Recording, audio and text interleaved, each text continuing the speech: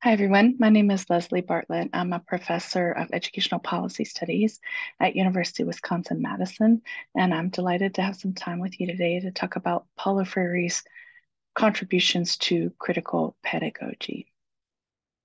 So before we begin, I just want to pose one question to you. Can schooling be politically neutral? This is a question that Freire thought a lot about, as I'll discuss in a minute. So Freire was born in the 1920s in the northeast of Brazil, and he was born into a middle-class family, but the family, as many families did, lived through the Depression and suffered significant hardship. And Freire talks a lot about how that shaped his worldview.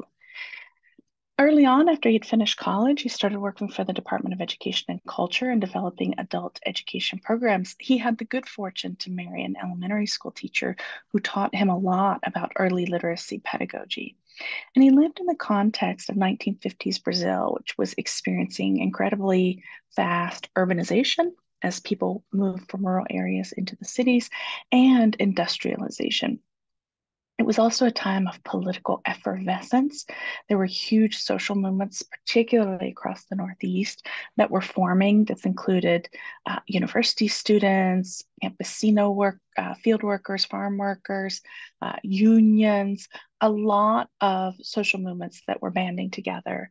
They were also influenced by Marxist ideas about equality and by what we might call sort of a proto-liberation theology where people were revisiting the ideas from the Bible and rethinking them in light of class inequality.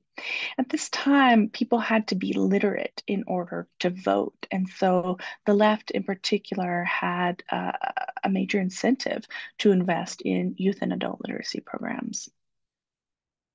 So Freire was hired to direct this adult education program, and he insisted that they build the curriculum rooted in the lives of students. So instructors were encouraged to live with, or at least do field work with students and determine what were concerns, what were generative themes, and build curriculum on top of that. And in particular, they selected keywords from local concerns. So for example, if a community was particularly concerned about housing, the group might take the word brick, which in Portuguese is tijolo, and work around that. They would talk about housing, they would talk about brick manufacturing and availability, and then they would use the basic syllabic method where they broke the word into its constituent syllables like tate tito tu and la le li lo lu, and then recombine them to form new words.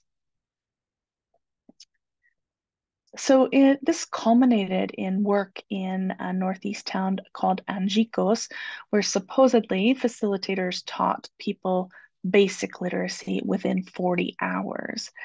And that resulted in Freire being on the cusp of being invited to run a national literacy campaign by federal leaders. And right around that time, there was a military coup supported by the United States where thousands were tortured and exiled, and some were disappeared. Freire was among those exiled. He went first to Bolivia and then to Chile. So he got to meet some Latin American leaders and thinkers who were experiencing some similar challenges. And eventually he went to work for the World Council of Churches. He spent a semester at Harvard University. And from those kinds of positions, he was really able to take the time to formulate and write down his ideas and then network to share his ideas. One of the people that he worked with was Miles Horton from the Highlander Center. If you're interested in education for social change, Horton is a must read. And Freire and Horton produced a talking book, a book based on their dialogues. So Freire had a lot of influence on literacy campaigns during this period, direct influence on a number of them, and some indirect influence on several, including on Cuba's campaign, which is one of the most famous examples of using education for social change. The poster on the left shows a poster from the Cuban literacy campaign, and the words here read "Death to Illiteracy," using military metaphors there. Freire's work is really rooted in four key concepts that I want to talk about today. First is the idea that education is a political act. You're either working on behalf of a group or you're working against their interests. And so Freire thought that all education is political and that students should learn to read the word and the world simultaneously. He also had clear ideas about how students learn. And for Freire, he opposed a banking model of education wherein the instructor has knowledge and deposits it in the minds of students. He thought that was colonizing. And he instead promoted what we call a problem posing model of education, where teachers and students together think about problems and develop solutions. Freire also had a clear idea about how knowledge is produced. He thought it happened through dialogue, through discussion and engagement. And he said dialogue cannot exist in the absence of a profound love and in the absence of humility. So you can anticipate already some challenges with using dialogue to teach. You could ask yourself whether there's sort of a rational model of engagement that might exclude some. And the educational philosopher Nick Bourboulez calls this the hegemony of reasonableness. He also says, Bourboulez says, not everyone speaks the same language and whose language will be used. He asks if there are some things that are sort of left off the table in dialogue and how. And he says, are there some differences that are simply unbridgeable? Or are there conversations that put some people more at risk than others? And I imagine some of you may have experienced this yourself in classroom dialogues that you have been part of. For Freire, knowledge is co-constructed through dialogue. He thinks of knowledge not as a piece of data, but as something that is constructed. He says, I cannot think authentically unless others think. I cannot think for others or without others. So a real emphasis on knowledge as co-constructed. But this idea really relies on knowledge dichotomies, as critics have pointed out. So Freire presents student knowledge as experiential, but teacher knowledge as scientific. Of course, we know that teachers also have experiential knowledge and students also have scientific knowledge. And so there are some real limitations in the way that Freire conceptualizes knowledge and knowledge dichotomies. Fourth, and this is a very challenging principle that Freire puts forth, he argues for equality in teacher-student relations and says, this is a famous quote, through dialogue, the teacher of the students and the students of the teacher cease to exist, and a new term emerges, teacher-student and students-teachers.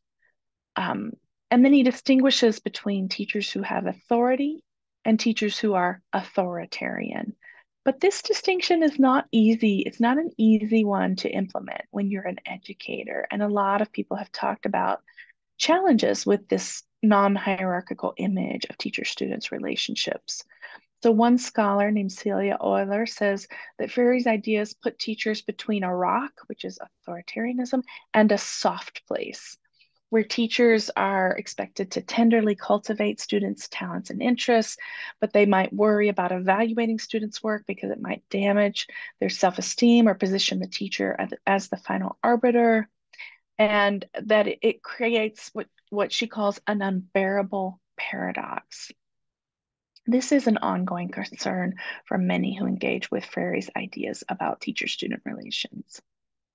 Nonetheless, Freire is absolutely foundational for critical pedagogy. Any of you who work in the field of education will undoubtedly continue to bump into his ideas. And here are just a few of his books that are well worth your time and consideration. I wanted to speak briefly about my own research in the field of youth and adult literacy programs inspired by Freire's work I did this fieldwork in Brazil in the 1990s. I did 1 year of fieldwork in Rio de Janeiro and 1 year in the Northeast in a city called João Pessoa. And the reason I chose these places is that poverty and illiteracy are very much racialized and regionalized in Brazil. So poverty is concentrated in the north and the northeast. Those are by far the regions with the greatest brown and black population. And as you'll see in the graph in the top right, white Brazilians have much lower rates of illiteracy than black and brown Brazilians do. So that influenced my choice of field sites. I did a 24-month ethnographic study in these two cities in Brazil. And my first question was around the impact of literacy programs on economic development and political engagement. At the time, there was very much a discourse in the field of educational development that literacy caused all these positive developments, economic and political developments. And I took up that question. My second question was how teachers working in Freirean programs drew upon and implemented his ideas and what kind of dilemmas they encountered. So in relation to that first question, what I found from my 2 years of work was that students didn't improve their economic situations as a result of their increased proficiency in literacy, but rather through the networks that they constructed in schools, the social networks that alerted them to new job opportunities. In relation to political engagement, I found that yes, students who were in Freirean NGO programs were more likely to critique inequality than those who were not. But it was only the students in the one NGO that organized opportunities for political engagement that demonstrated greater political engagement. The photo here shows students meeting with leaders of the landless movement, or the Sem Terra, which is one of the largest social movements in the continent. And so I conclude that the economic benefits were not produced by literacy, but through cultural understandings and social networks, that it was not literacy per se, but a Freirean pedagogy that encouraged a critique of inequality. And finally, that it was not Freirean pedagogy or literacy that produced political participation. It was rather organizing opportunities for students to engage in that. So that's a little bit about my work. If anyone would like to speak more about Freire's ideas or about fieldwork in Brazil, I would love to engage in that conversation. Feel free to reach out to me. My email is leslie.bartlett@wis.edu. Thank you for spending time with me today.